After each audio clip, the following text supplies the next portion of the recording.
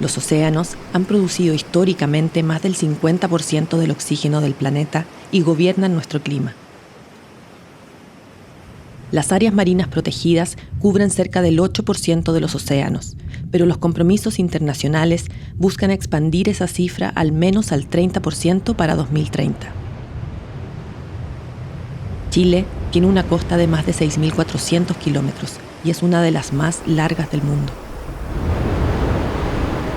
Bienvenidos a Futuro Sostenible, un podcast del Mercurio. Hoy conversamos con el destacado oceanógrafo Max Bello.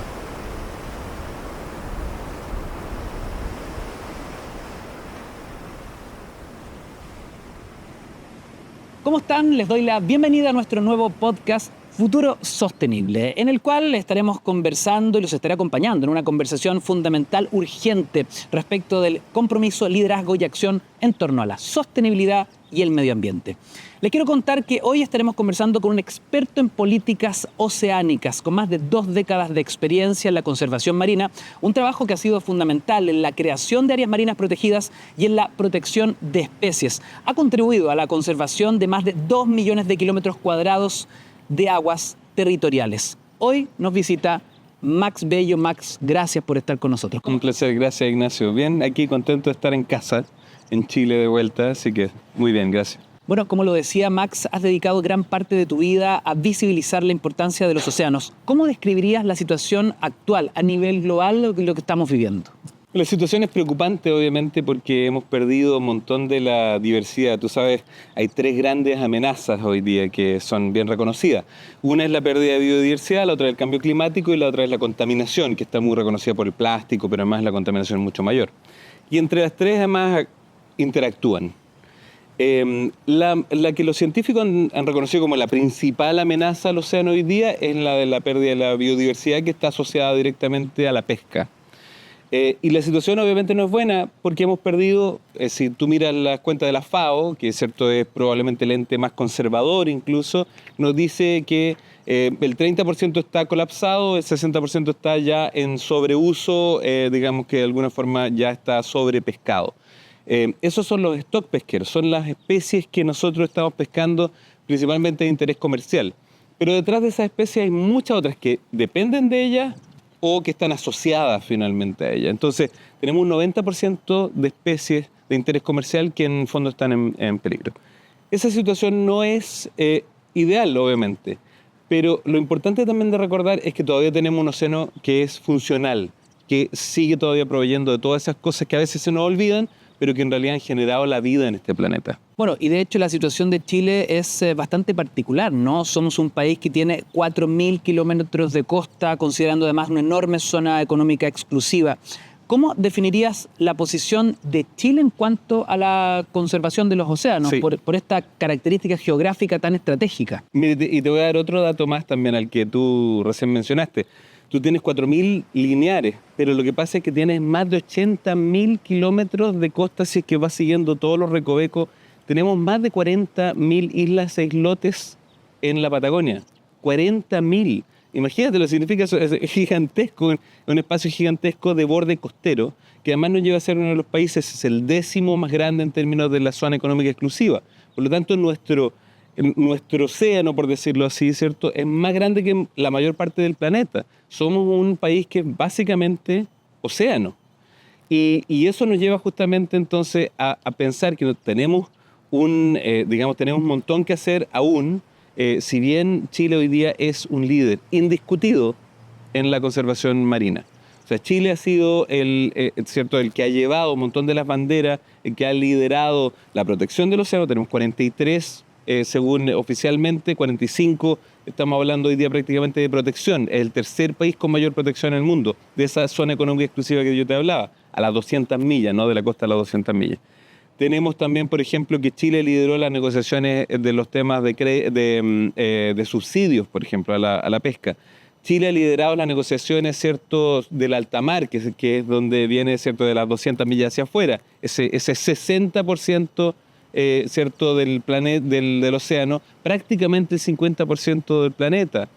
Chile lideró eso y está buscando hoy día ser la secretaría una vez que se ratifique ese convenio. Te puedo mencionar un montón de cosas, pero el tema es que Chile ha sido un líder indiscutido. Tenemos cosas todavía como cualquiera, ¿no? Que tenemos que mejorar. Tenemos que mejorar la situación en la Patagonia con la salmonicultura, ¿cierto? Que tiene un impacto gigantesco en un área que además es muy vulnerable. Tenemos también que seguir empujando en la Antártica porque tenemos un rol importantísimo ahí. Hay muchas cosas, pero Chile, efectivamente, y eso a mí me da mucho orgullo, es un país que va adelante. Vienes llegando de la Antártica, cuéntame exactamente qué fuiste a hacer allá, y porque además hay una gravitancia en varios aspectos, ¿no?, de lo que está ocurriendo allá. Correcto. Mira, la Antártica es un lugar bien especial, ¿no? Es un continente gigantesco. Si uno lo pone en algún lugar mucho más grande que América del Norte, ¿no? Y la gente no tiene esa visión, digamos, de cuán grande es ese continente. Tú cuando estás allá ves cordilleras dantescas, ¿no? Una cosa bien impresionante. Pero tiene un océano que además es muy rico, que alimenta poblaciones y ha alimentado poblaciones de los mamíferos y de los animales más grandes que han existido en el planeta, como las ballenas, ¿no? Alimenta ciertas poblaciones de pingüinos, de lobos, de focas, etc. Imagínate que las ballenas van a comer allá a ese lugar por una cantidad de meses para luego ir a otros lugares del planeta. Con la energía que ellos acumulan, que las ballenas acumulan en esa época, pueden vivir todo el año prácticamente. Es un lugar de una riqueza maravillosa, pero es muy inhóspito y siempre tienes como esa sensación de yo no pertenezco aquí, ¿no? Esta es mi tercera vez en la Antártica y la verdad es que es muy preocupante también porque tú estás notando los cambios. El krill es la fuente, es la piedra, digamos, fundacional del ecosistema antártico. Y como digo, que además también al final es un ecosistema que influye al planeta entero. Y estamos sacando una cantidad de krill impresionante cuando hoy día no entendemos bien el impacto del cambio climático, cuando hoy día todavía no entendemos totalmente la gama trófica, digamos, que vive de eso. Y además también hoy día lamentablemente estamos pescando en zonas donde se acumula el krill. La cantidad de krill es importante, pero es más importante donde sacas el krill. Y no hay medida para poder detener de dónde sacar ese krill. Y esos lugares donde se acumula el krill a veces son claves para poblaciones de pingüinos que necesitan a ese lugar, de ese lugar. ¿Por qué es tan codiciado el krill y por qué no existe la suficiente protección, entendiendo su relevancia para la biodiversidad, digamos? Pero es bien interesante porque hay una nota bien bella, yo siempre siento, de la Antártica. La Antártica fue protegida en plena Guerra Fría. Y todos los países, Rusia, o sea, la Unión de Repúblicas Socialistas Soviéticas en ese momento, y Estados Unidos, llegaron a un acuerdo de proteger un continente completo. Y es una bonita historia porque en esos momentos, cuando más parecía que no había salida, llegamos a proteger ese lugar.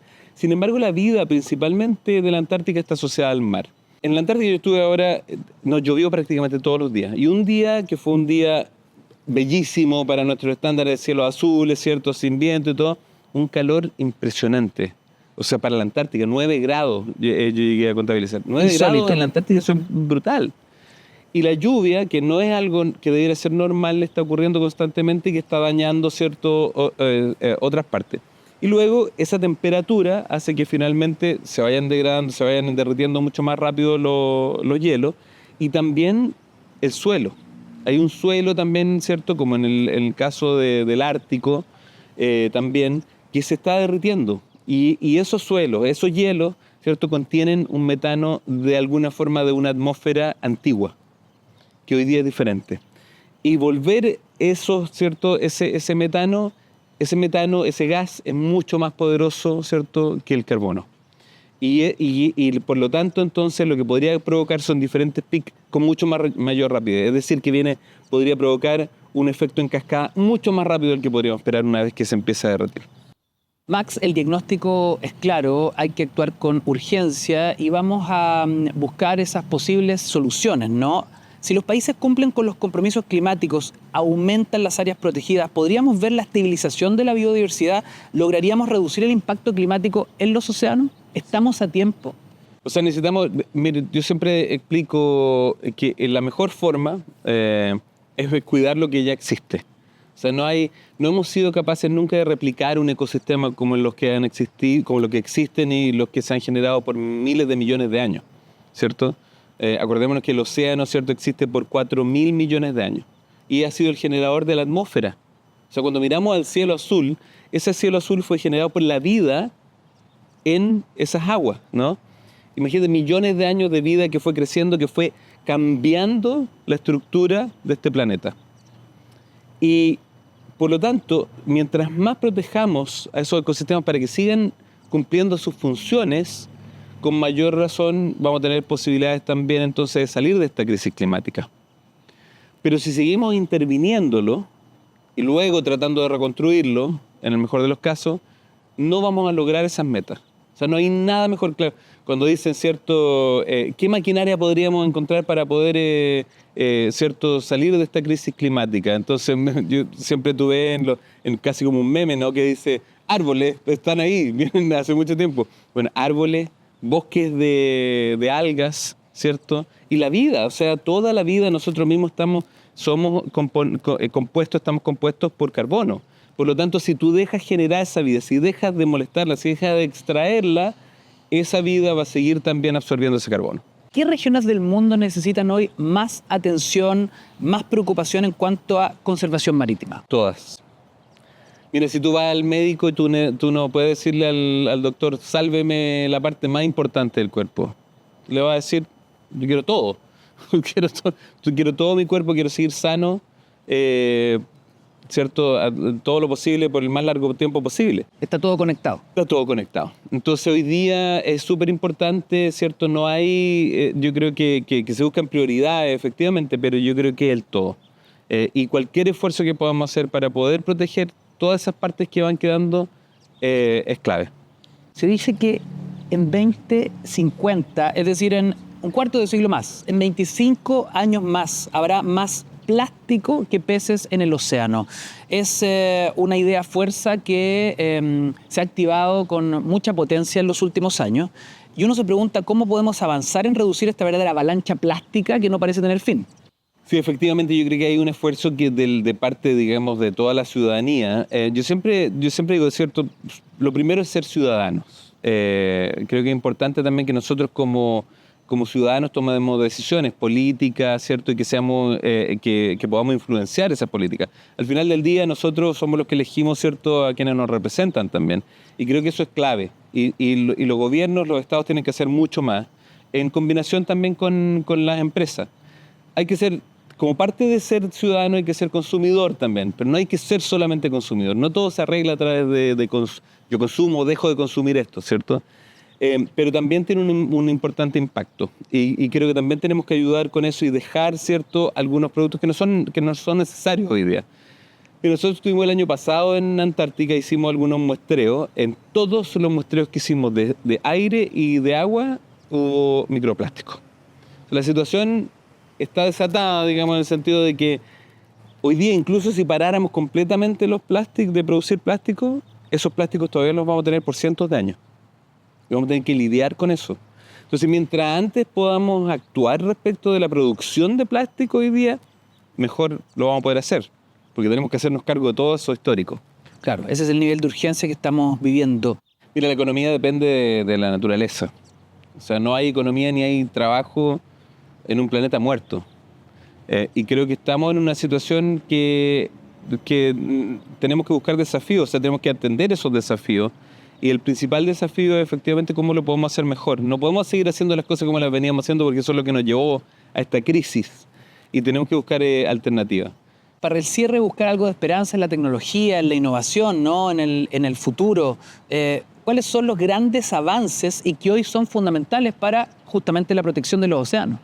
Yo creo que yo soy una persona que tiene mucha esperanza porque lo he visto. Yo he trabajado con montones de gobiernos, presidentes de muchos países. He tenido la oportunidad de estar al lado de ellos cuando han firmado grandes áreas marinas protegidas que fueron inimaginables en su momento. Y ¿sabes qué es lo más lindo? Hay tecnología, tenemos un cerebro impresionantemente grande y activo y creo que podemos buscar solución, porque además fuimos nosotros los que hemos creado esta crisis, somos nosotros quienes podemos solucionar esa crisis.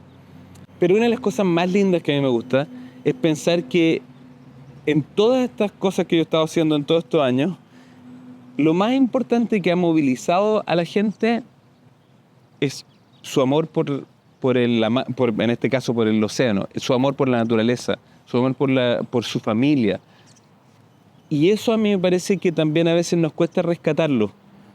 son muy a veces tecnócratas para poder definir, bueno, cómo económicamente puedo hacer esto, cómo en términos de innovación tecnológica y todo. Y al final del día, con la gente con mayor poder de decisión, lo que yo he visto también que lo ha movilizado es finalmente ese amor. Y yo creo que también tenemos que hacer ese equilibrio. Yo creo que es importante que todos y todas podamos de alguna forma destinar nuestra energía en salvar a aquellos que amamos. Amamos nuestras familias, queremos que tengan salud en el futuro. Amamos a lo mejor, ¿cierto?, nuestro estilo de vida también. Bueno, si quieres seguir tú con tu estilo de vida, también tienes que preocuparte de lo que está ocurriendo en el planeta. Amamos lugares que a lo mejor nos marcaron. Yo amo, por ejemplo, Los Molles, un lugar aquí que está al lado, ¿no? Un lugar maravilloso que me enseñó el mar, ¿no? He conocido el planeta entero, he buceado el planeta entero, pero todavía tengo mi corazón en ese lugar. Y yo voy a hacer todo lo posible por salvar ese lugar también. Y yo creo que todos tienen de alguna forma algo que los ancla a su vida y a su infancia y a su amor. Max, nos quedamos con esas últimas palabras, experto en política oceánica global. Y nosotros despedimos esta primera entrega de nuestro podcast Futuro Sostenible. Los dejamos invitados a que puedan disfrutar de cada una de nuestras entrevistas, conversaciones de nuestro ciclo completo. Muchas gracias por acompañarnos y será hasta una próxima entrega.